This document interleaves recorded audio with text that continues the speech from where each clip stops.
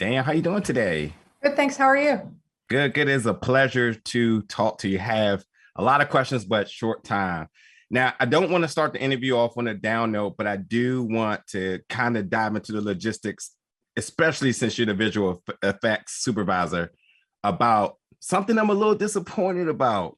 I was disappointed about the news that this film was not going to the big screen. I was blown away by the first 30 minutes, and I instantly knew. And I paid a lot of money for my home entertainment, but I instantly knew this had to be seen on the biggest and best screen available.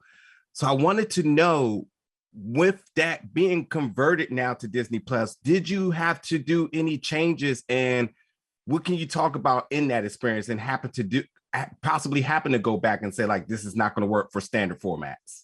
Yeah, we that's the great thing about being at Pixar is we spend a huge amount of effort on every release type. So as a former lighting DP sitting in color timing at the end of the show and doing 6 to 8 different color passes over the entire movie over the last months to get it so it looks as close to exactly what we want in every single release type.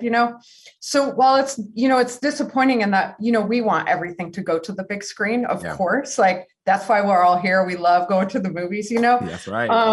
In fact, I'd like to watch a lot of my television at the movie theater, I think too, but it's kind of like, it's the world we're living in these days, unfortunately. And so I think the one thing is that it feels like at this point, like it does mean a lot of people will get to see it. And so,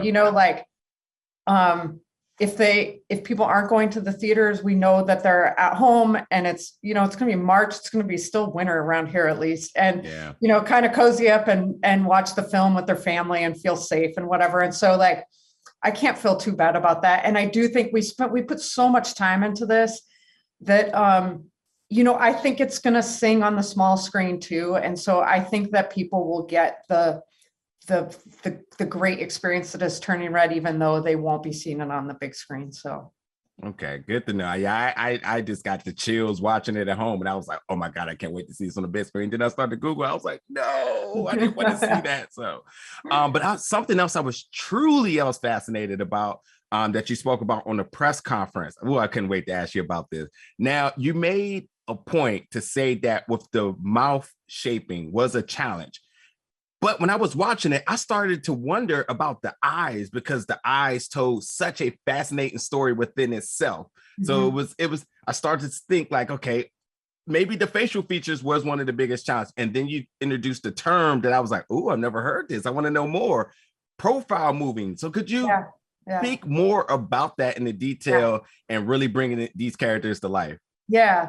So it's really cool. This guy named Bill Scheffler, who works here, he works in our characters department. He does articulation, putting the controls in to make the characters move. And he had this idea about how to do it differently. And it was called profile movers. And so he talked to a couple of people in our R&D group, and they started working on it together. And then I see this presentation about it. And way back on Monsters Incorporated, I did a little bit of articulation. And it's this tedious process of sort of dragging points on the character around, where if you do a smile, say, and it doesn't look quite right, and then you drag some points around just for that control. He shows this thing called profile movers. That is, I'm going to use a line to say what it should look like, and the computer's going to do all the work to move the points for me. And so you imagine if you're doing animation, you're thinking about, and you're hitting a pose, you're thinking about what the silhouette edge of that is as much as anything, or what the mouth shape is. And so thinking about that in terms of curves or lines feels like a much more direct connection to what you're after in the end anyways, rather than here's a control, I'm going to move some points. It didn't quite work. I'm going to move them some more, this really tedious process. And so it was really obvious to me that that's the way we should be working. I don't know if this technology is ready to be used that way on a full feature, but like we should be doing that. And so I got Bill onto the film, and we started implementing it. We decided we'll do it on Panda Mei, because she was on screen so much, and it ended up working out. And I think the animators loved it. The articulators loved it. And now with hair and cloth that it's starting to work its way into, you can imagine if you had a sweeping cloth thing and all you had to do is draw a line and the cloth would go to that, what kind of cool artistic stuff you could do. That's so awesome. That's so awesome. I was definitely like nerded out about that. I was like, I got to pay attention to the press conference. I was like, this is so cool. I want to know so much more about it. Now, you also put a lot of emphasis on lighting being a big part and how you not only wanted it to look good, but you wanted it to be different. Now, also with that in mind, did this also have a lot to do and was this all dictated by Mei's current excitement level here? Was there a connection between the two? Yeah, I mean, part of it is like Domee has this vision for the film and the world, and she has this really different aesthetic maybe than whatever other director. And so she's saying, I want a different look for this film. And part of it is that we're portraying this teenage girl, Mei, who's going through all these crazy emotions. And so you're like, okay, we have to find all these different ways that we can support that part of the story of the different emotions. Yeah. And so you're always doing that with acting, say, but like the camera is really different in this movie and the lighting's really different and the effects are different. And so it was all the different departments kind of coming together to try and support that. So our looks are always in service of the story and also trying to create this sort of unique world it's Domee's world. It's so based on her life in a lot of ways that it's kind of creating Domee's world. That's awesome. That's awesome. Now, chunky cute was a word. I was like, I'm using that. I don't know who I can describe that to. Yeah, you have to be careful, I guess, right? I know, right? I said automatically inserting that into my vocabulary. But I thought that was a very good choice of words because when this story, which I felt is very inclusive and I feel like everybody can relate to. And the one thing I wanted to kind of ask about was with this, with the focus of Mei's journey being in high school, in grade school, and sort of sometimes you could kind of look back to that and she was teased at times and so on. So there's a little bit of trauma there. So was the chunky cute design also a way to balance, to not making the film get heavy or deep at all, considering that some of the things that she's been through could be possibly triggering for folks saying like, yeah, I remember being bullied and that didn't feel good. I wasn't able to brush it off so easy, Yeah. I think it's two things. One of which is that Mei's so dorky, but like she like fully embraces that in this.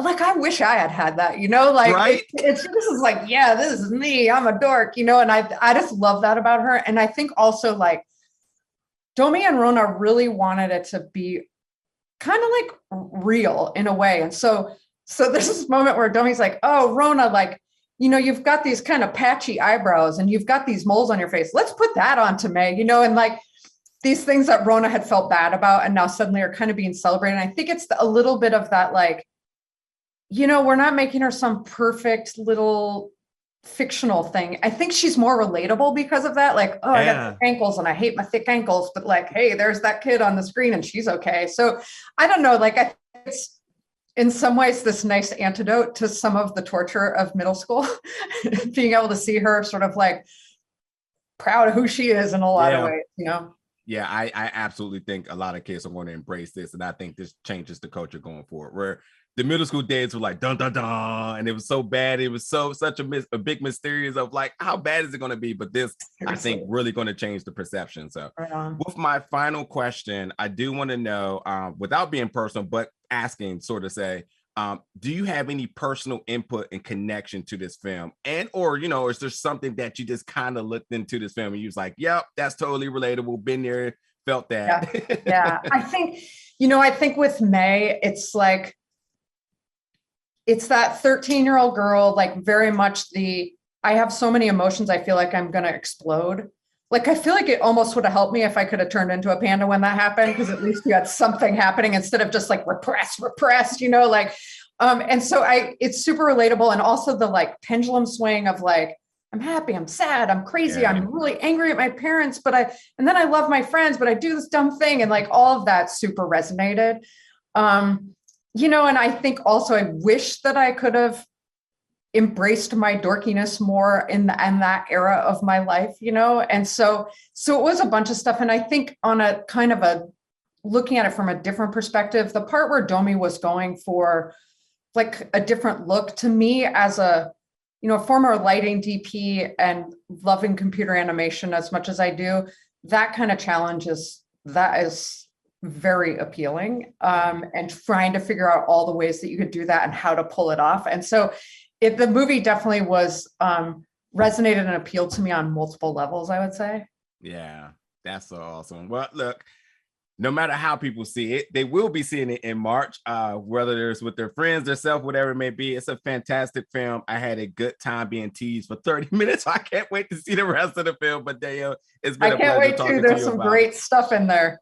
You know, I got to tell you, as a critic, I know when there's that whole, we're only going to give you 30 minutes, that means the rest of the film is going to be crazy, and I cannot wait to see it. So right on. I hope you love it.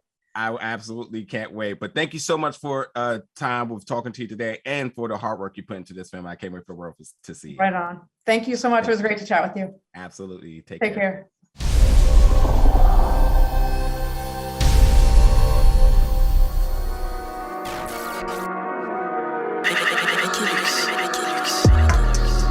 Big gold bell,